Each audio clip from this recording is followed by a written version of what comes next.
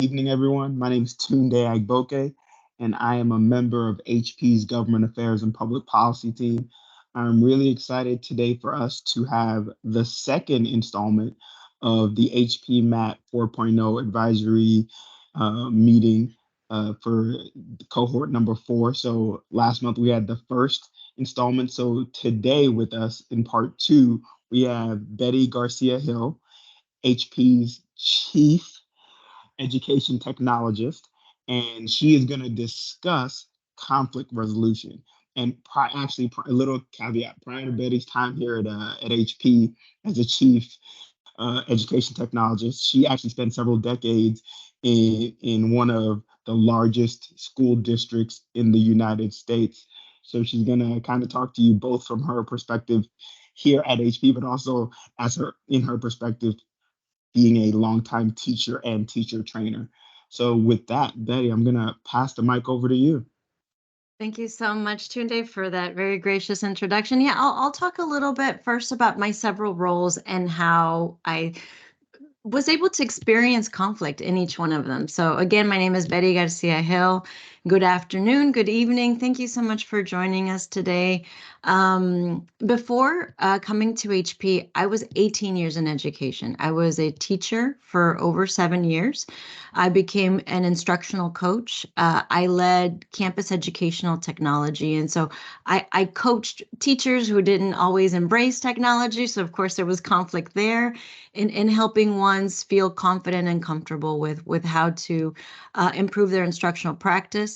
Later, I became an assistant principal, so that was a whole lot of fun dealing with discipline and behavior and engaging with the community in a greater way, and of course, experiencing conflict there. And as an appraiser, I appraised over 40 teachers. Later, I became the manager of in the district office. I led formative assessment. I led data-driven instruction. So really working with principals, with campus leaders, with district leaders, talking about data, having difficult conversations. So, difficult conversations really were part of from the beginning, from when I was a teacher all the way through when I was a manager and a district level leader. And of course, when we are with people, that's what happens. So Tunde, that's just a little bit about my background there. Would you like for me to maybe share how would you like to get started? Yeah, I think it'd also be great context if you let everyone know what you currently are doing at HP before we kind of dive into conflict resolution. Excellent. So currently for HP, I'm HP's global education technologist. I used to work in Tunde's team, but I lead primarily K-12 strategy. My job is global. I work with customers. I work with product developers. I work with engineers. I lead the K-12 Advisory Council, where I meet with over 75 school leaders throughout the globe, really finding what are some of the pain points, what is happening as education transforms, and being able to bring that back into the portfolio, being able to develop better solutions to meet your needs. And quite frankly, to educate our internal team about what is the reality of education, what's really happening in classrooms, what are the challenges teachers experience every day, how are these devices actually being used by scholars. And so a lot of my job still includes a lot of education internally, helping us meet the needs of our education customers.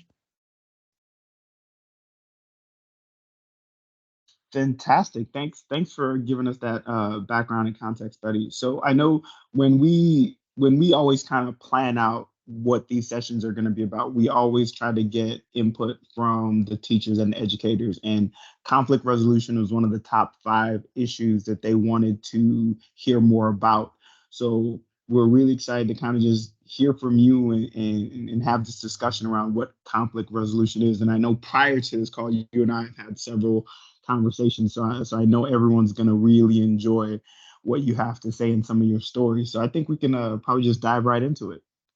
Excellent. Sounds great. So, yeah, as I think about education and as I think about all of the teams that I collaborated in, it's really like your family. Every single one of us has a family and things, although we love our family, we know that conflict is inevitable. We're going to step on somebody's toes. We're going to say something we didn't mean. Somebody's going to hurt our feelings. We're not going to disagree. We're not going to agree on anything. And I bring that to the table when we engage in our professional community, because in a way, that's what it is today, right? It's our work family. We're not always going to agree. We're going to sometimes not say the right thing, and so it's really inevitable. It's not if, it's a matter of when. And so, I really want to share what are some of the things that I did when these difficult conversations did arise? But also thinking about how to prevent a lot of this conflict. So I think that that's one thing that I think hopefully you'll take away from today, that hopefully will give you some strategies that'll help you think ahead so that you can prevent some of the most common things that create conflict. I really like this Thomas Kilmann model. I feel it's very relevant to education because as I've seen other models, they're more corporate. They're more about what the engagement looks like in an office or typical HR. But I have found, team, that, in education, there are some things that are non-negotiable, non-compromisable. And so I have found this one to be one that I liked significantly. When I think about the teams that I coached, the teams that I led, I always wanted to build relationships, and by nature, education is very relationship oriented. We build when we're teachers, we build relationships with our students. We really understand them, and we build on their um, on personalizing for them. And so we're very good as educators to know how to talk to parents, to know how to talk to students. And so that importance of relationship is really high. But I think as we become coaches, as we become mentors, as we become leaders, we struggle because we want to keep that relationship strong. And we find that as we are now more goal driven as leaders, you want to improve the instructional practice in your building. You want to improve the quality of the educators. You want to make sure they're achieving, high educational goals. You also now have policies that you have to implement in your building. And so as you're now accountable, and as that accountability rises, these difficult conversations entrench on those relationship building. And so I like this model because the first thing that happens is avoidance. We see that sometimes you want to kick the can down the road, right? Maybe if I just not address it, it's going to go away. But the reality is ignoring the conflict is not going to make it any better, right? It's just going to make the problem potentially get bigger. Then what happens much times in leadership is I'm the leader, I'm right, and we're going to do this my way.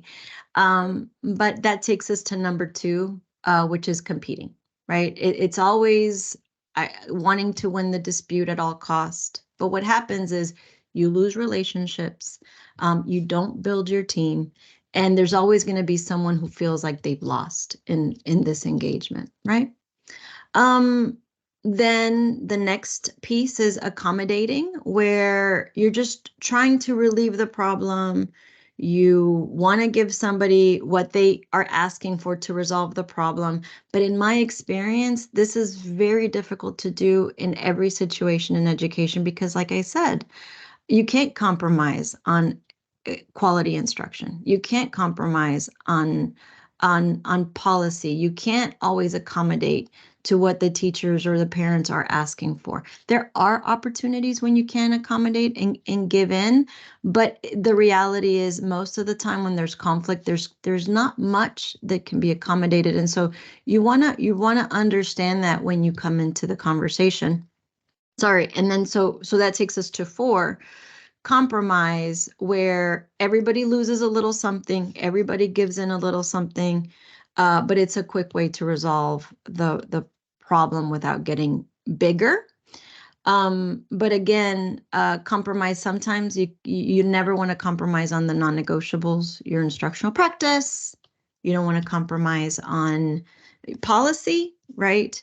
And so the best way to deal with conflict is collaboration. And that's what we're really going to be honing in on, talking about today.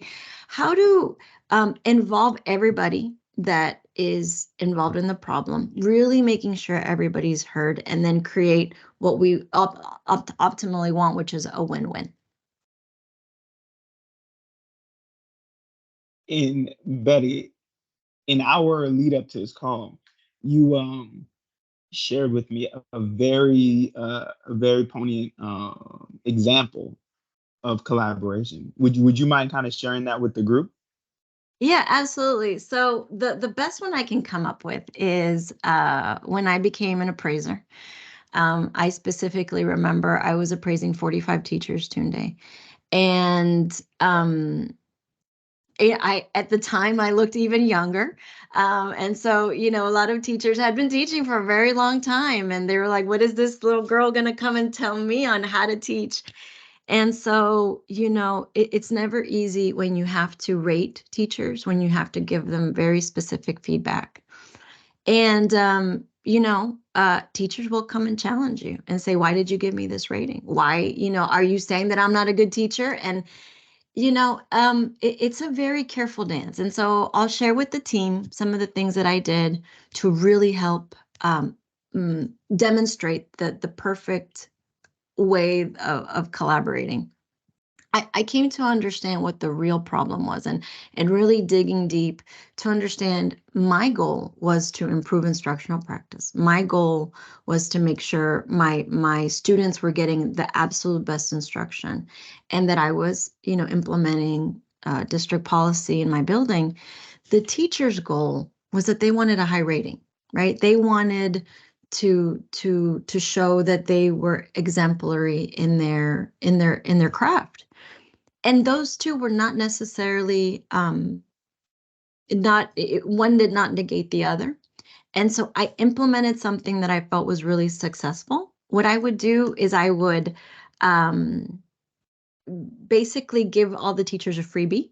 So I told them, I'm going to go, I'm going to observe you, and I'm not going to put it into the system. It's just going to be between you and I, and we're going to calibrate. I'm going to walk, I'm going to share with you, and I was very specific with my feedback. 20 out of 25 students were engaged watching the lesson, 5 scholars were distracted with, and as I was very specific with the types of things that I was observing and the notes that I left behind in for the teacher.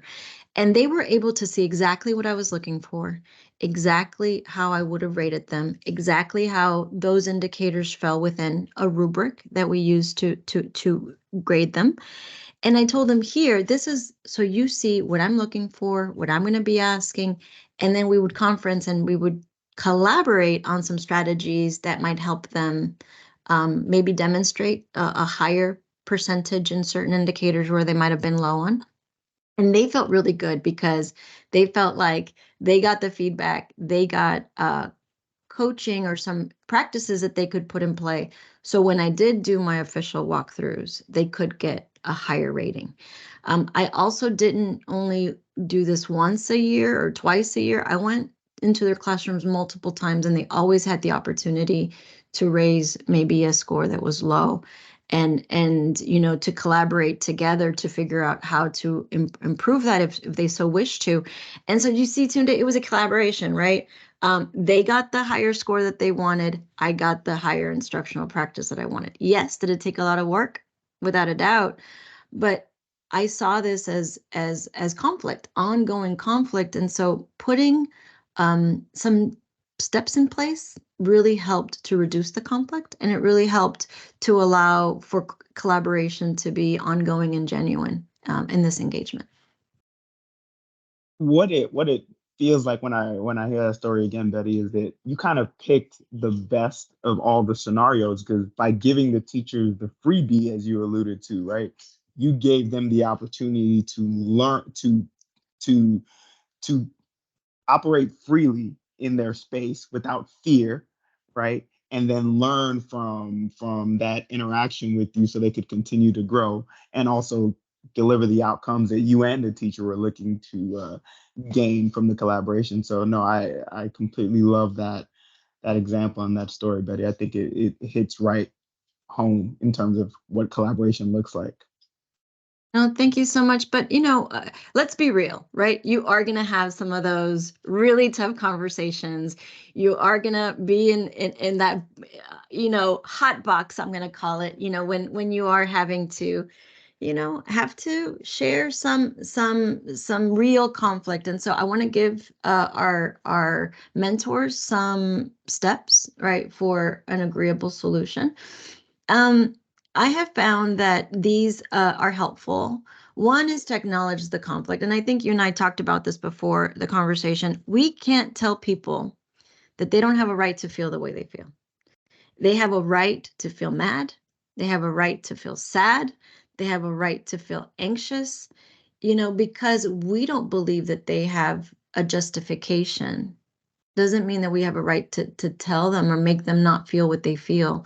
And I think that's really important. We have to validate the fact that humans are have the right to have feelings. And so we as mentors and as leaders have to step back and learn from multiple perspectives and understand and validate and acknowledge that the people that we're mentoring or the people that we're supporting are going to have different ways to feel a specific way about whatever topic, right, is being considered. We want to define the problem. That means we really want to understand. And for the most part, I have found that what they're complaining about or what they're unhappy about is the tip of the iceberg. For the most part, there's something underlined underneath there. And sometimes it takes empathy and it takes trust to be able to really pull out what's really the issue, right? And really understanding their viewpoint and really understanding where it is that they're coming from. Like in the scenario that I gave, they might be complaining about a rating, but it's not just that rating, right? It's really more about them feeling valued, them feeling masters of their craft, and them feeling devalued, right, by an appraisal system, for example, right? And so it often takes questions and empathy and trust to really be able to bring out the real problem that is underneath. Um, Number three, and I'm going to suggest this for every leader, for every mentor, for every engagement. For me, it was key to being a great manager and to have really good professional learning communities. At the beginning, I would take time within my first or second session where we would create norms. Literally, we would get two pieces of and chart paper, and we would label one qualities of a leader and qualities of a team member. And we talked about what they wanted to see in me as their leader or as their mentor, and what were their expectations of me. And they would write them and we would talk about them and we would talk about what that looks like. And often they'd say, I want somebody who listens to me. I want somebody who cares. I want somebody who has my back. I want somebody who has an open door policy. I want someone who'll give me specific feedback or whatever it is that was important for them. We would put on my poster Tunde. And then we would do the same thing for them. Okay, we're all team members. So what do we expect from each other? What do we want? What are we committed to as a team that we want to do here? And so what we did then is those two posters would go on my office, right? So every time we had, or wherever we did the collaboration, whether it was in our PLC room. And so when we had these difficult conversations and when things were getting heated, we'd pause and we'd say, okay, guys, let's anchor on our norms. And we would take a moment. We would look up at the poster. We're committed to being empathetic. That was something that we said that we wanted to demonstrate to one another. So, we would remind ourselves that today we're going to show empathy. We're anchoring on the fact that we committed to be good communicators. Can we take a moment and ensure that we're, really committing to the norms that we said that we were going to do. And I can't tell you how often it made everybody pause and reflect, because these are things, it wasn't a poster that we bought. It was things that we had promised to one another as a team, and things that we had promised to each other, or that I had committed as a leader. And so having common norms and that common language really helped when we were having these difficult conversations to go back on our commitments. I can't tell you this enough. That single session of anchoring on your norms and really deciding what kind of team you want to be is going to be crucial when you are having these difficult conversations.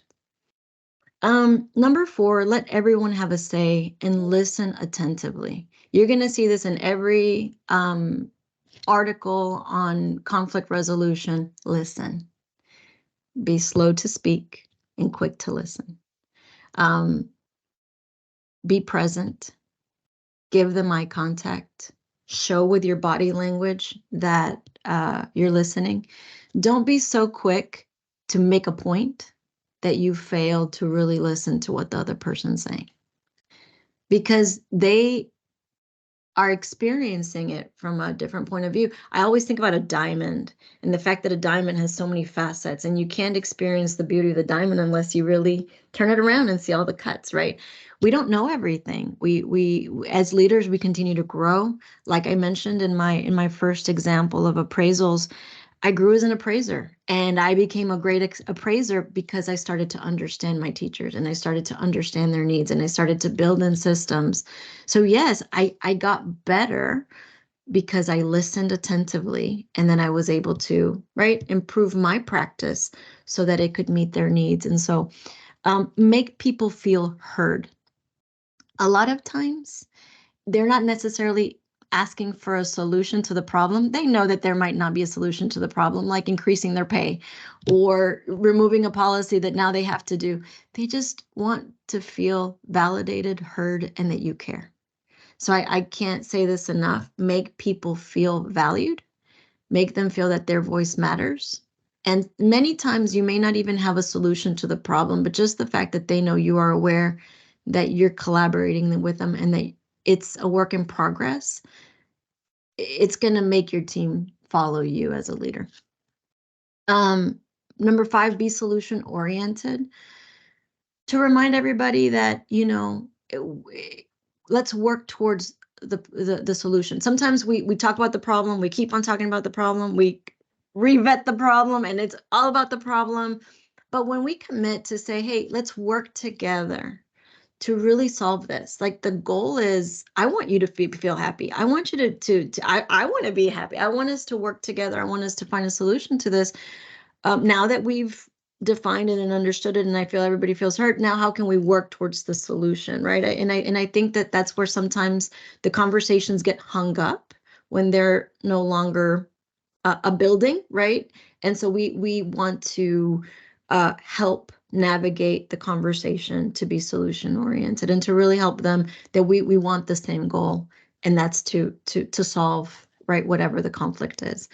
And number 6, it's determine each side's role in the solution, really helping everybody feel like they're a part of the solution. Again, everybody plays a part in making sure that the issue is quashed, and that everybody feels that they have a role, right? Because it doesn't help when the meeting's over and then there's a meeting after the meeting and they're still bickering, right? Really helping everybody feel that they were heard, everybody understood, and we all have a piece to play in solving the issue. I think that's key. I'll Oh, pause for a second. I don't know if there's questions. I don't know. What are your thoughts? How are we doing on time? I was just going to ask the same thing, because I think providing these detailed steps is very insightful and useful. So I wanted to see if anyone had any questions, comments, thoughts before we move on to the next slide. I know sometimes folks aren't always um, able to come on the mic, but please feel free to use the chat feature or the Q&A feature, because I think in the Q&A feature you can be Hey, anonymous. Go ahead. I think somebody just came off mute. yo, eat. Eat the one in your hand.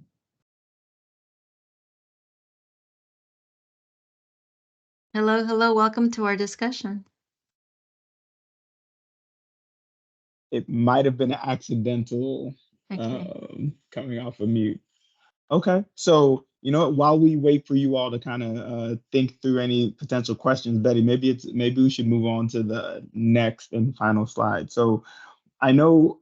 Obviously, you've laid out a pretty insightful explanation of what collaboration looks like and the best ways to maneuver it. And obviously understanding that there's always going to be situations that collaboration might not necessarily be possible, right? But I think it's critical for us to also kind of discuss scenarios that we can help the mentors with, so we can kind of talk through what actual real life scenarios might be and what collaboration looks like in those scenarios.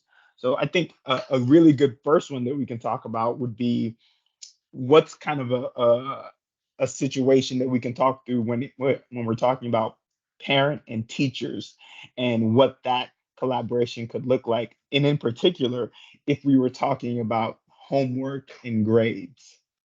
Yeah, that's a big one, right? I can't imagine. I mean, even you probably can remember a time when your parent was like, "Oh, I don't like this grade. We're going to go talk to the teacher. Why did they give you such a low grade?" Or we ourselves, maybe when we were in Even me, university, how old do you think right? I am? What do you mean even me? Like I'm 90 years old. Even me? No, Yes, no. I can remember. I mean, like as adults in our adult life, Yeah. we like. I have a niece and a nephew, and I'm like, oh my God, I can't believe that teacher gave you that grade. Are you serious? I mean, we're in a point in our life now where we are no longer in experiencing that from an education point of view. Maybe we're experiencing this from a personal point of view with ones we love. We're on the other side of the conversation, right? We're on the conflict side. We want to go fight with the teacher. We want to go see what's happening. We feel that there's unfairness there, right?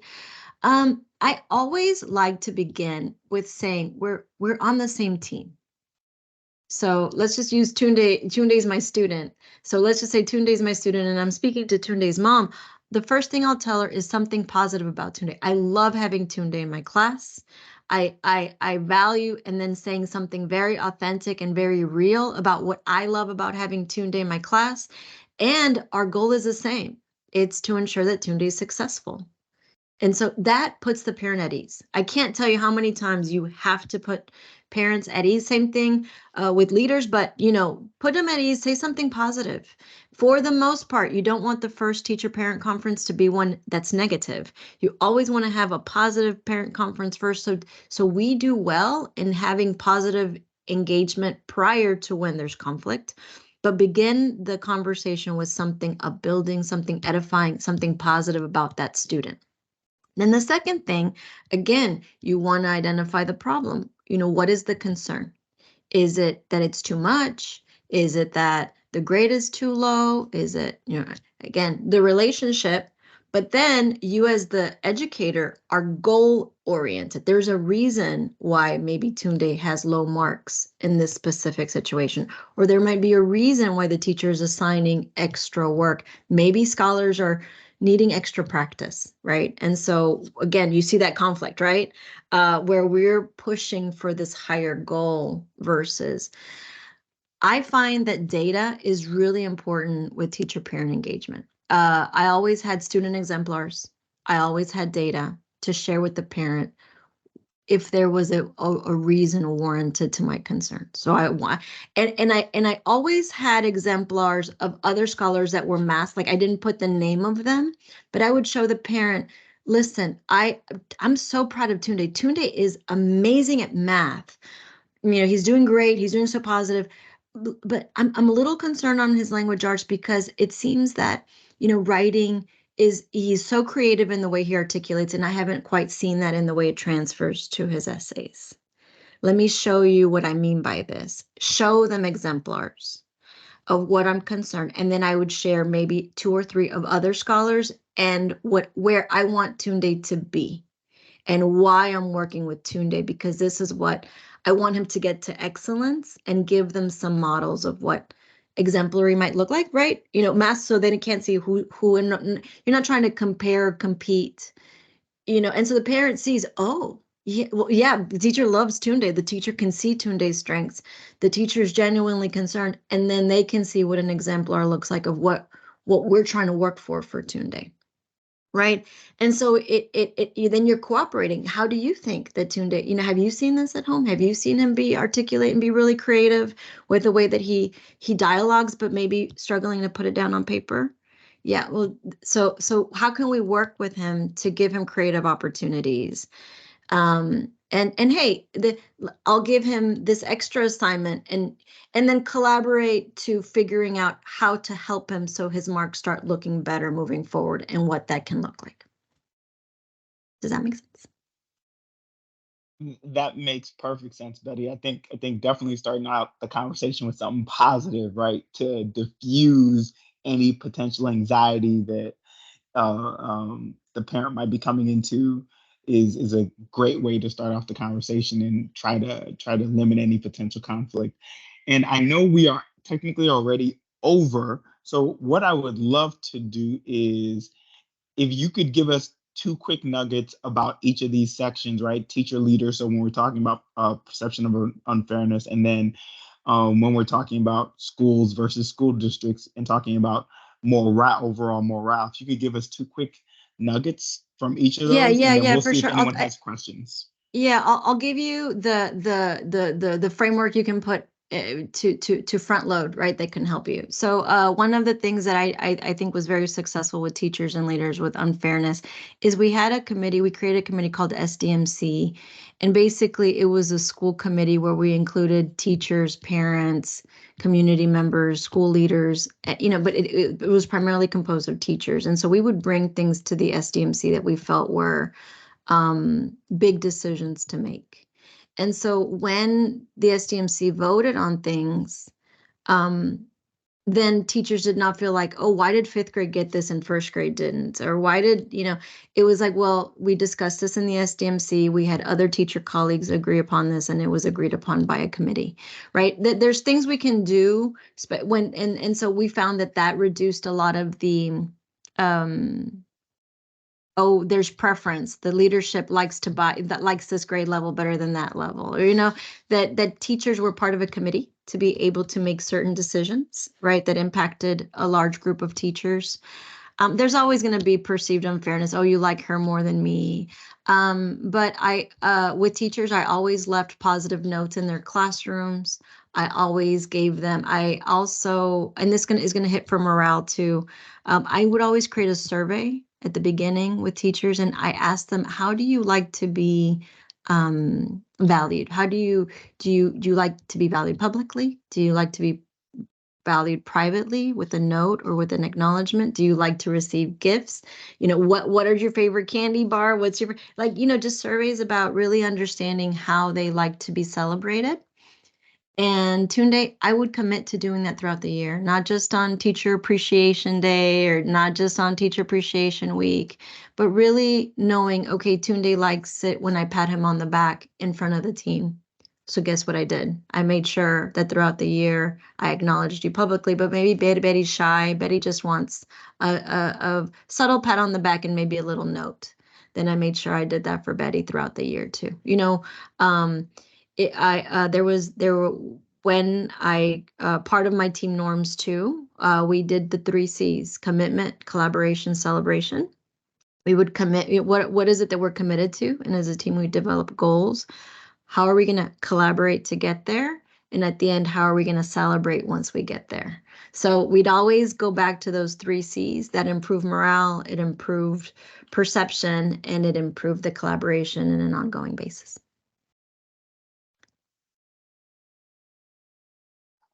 I love that. Thank you. Thank you very much, Betty. It doesn't look like we have any questions now, but what we're gonna do, what we typically do, Betty, is I want to make sure I'm not crazy. Yep. Thank you. Oh, one question here, Betty. Um, how do Rashida, do you want to come off mute and ask the question? Yes, I would like to, if there's time. I'd first Yeah, of all go like ahead. to start by saying thank you, Betty, and thank you, HP. And I think a topic like this deserves either 2 sessions or at least an hour. And especially because, when you listen to talks like this, we all have our various experiences, and possibly everyone is thinking the same way I am, that I wish I could share what happened to me and listen to Betty and maybe other teachers on how it would be the best way to approach it. But I might not have enough time to go deeply into the experiences, but I've experienced what I would call teacher-teacher conflict. So I'm a school leader, and once in a while, I'm at that point where two teachers are having issues. You know, I do address it the way I see best fit. So I'm going to give two examples. One example is where there are some teachers that think another teacher is doing too much, and then they start to hate on that teacher, in quote, that you're showing us up, you're doing too much, why are you doing all of this? And then You're there's some making me sort look of bad. yeah, exactly. So there's some Yeah. sort of underlying conflict there, not always so pronounced, but sometimes it does get to the stage where they start to bully the person that they feel is making them look bad. That's one aspect. Another aspect where I've had teacher-teacher conflict was I paired up two teachers as co-teachers in a class, and that's done a lot in our school, and most of the co-teachers are able to work out, share their duties, work together as a team. But I had this particular team that just refused, to work together. The first teacher suggested, oh, I think you should handle registers, I'll handle diaries. And the second teacher was like, no, why? You're too lazy, why are you giving me registers? And it got to the stage where they had to come to me, and I was like, okay, can't you guys handle it? And I tried to bring them together to listen to the issues. It became like a fight. So I treated them basically like I would treat my nursery children. I said, okay, if that's what you're going to do, I'm going to assign the task, and that's the end. But I didn't feel good because that wasn't really a win-win situation. Although they said, yes, they prefer it. Really it was like dealing with children at that point. So I don't know if we could have some words on handling teacher-teacher conflict. Yeah, those are very real. I had that my fifth grade. My fifth grade was like star, and fourth grade bickered. I had another school where it was like the fifth grade teachers couldn't work with one another because they were all alphas, right? I was the teacher that always did above and beyond, and everybody would hate on me and say, you're making it, like, stop it, but I couldn't. I was just creative and energetic, and so I've experienced all of those. So thank you for sharing those. They're all very real, and the thing is, they can be a cancer for your professional learning communities. They can be a cancer for engagement. The first thing I would do is, when you have those teams, and I'm going to bring this up too. My husband was also an appraiser, and he was also an assistant principal. And you put your best administrator with that team, period. You put your strongest coach. And I'm going to tell you this, like my husband, he was the best teacher I've ever seen teach. Strong leader. And so people square up a little more with somebody they respect. So don't put your more novice mentors with you, the where you have your alphas, right? The second thing is, when you have your alphas are competitive. You're not going to be able to remove their nature. Use the nature of their competition in a positive way. And what I mean by that is, say, you guys are my all-stars, you guys are my exemplars.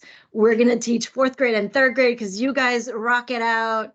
You understand? Because then the competition is against, I don't want to say other units, right? But you're leveraging their star power for good, right? And for creating exemplars and creating examples for the rest of the building, giving them all leadership opportunities outside of the grade level and being very balanced, right? But here's where the magic happens with those two posters of the norms. And this is why I would do it with every grade level, but specifically with my problem children. And they're like your kids, right? I was, when I was the instructional leader, I was the strongest instructionally in my building. So I was the one that would also take the tough assignments. When I did these two posters, I would tell them, it's us.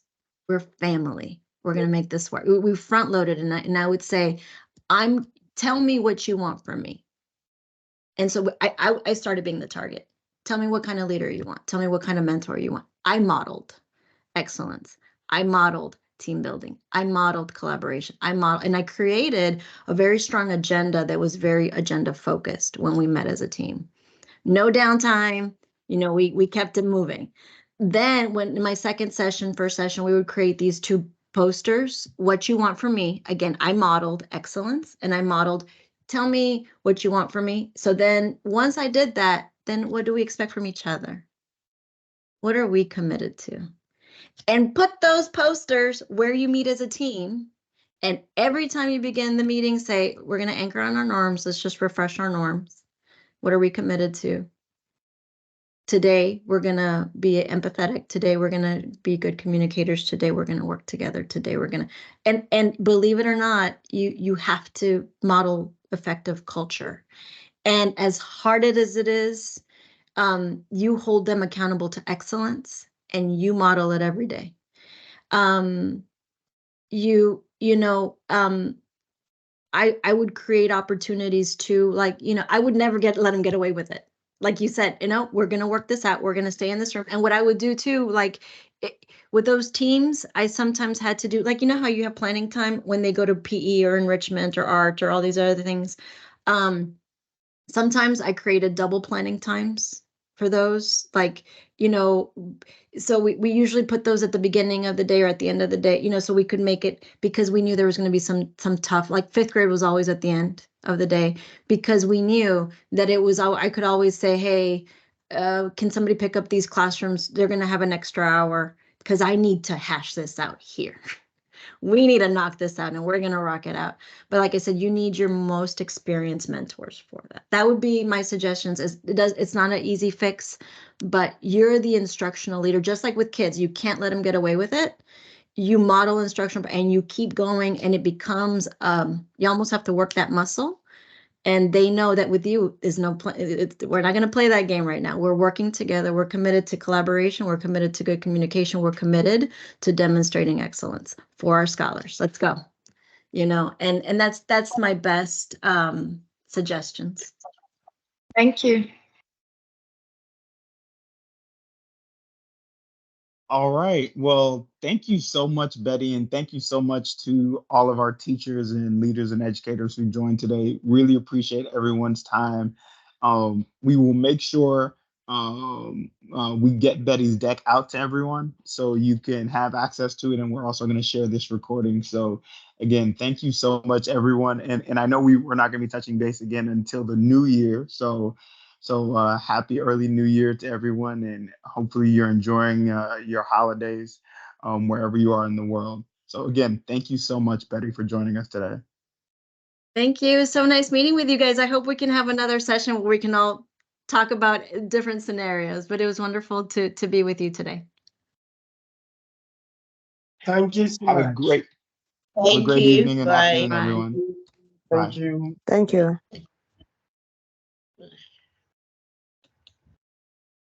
So much.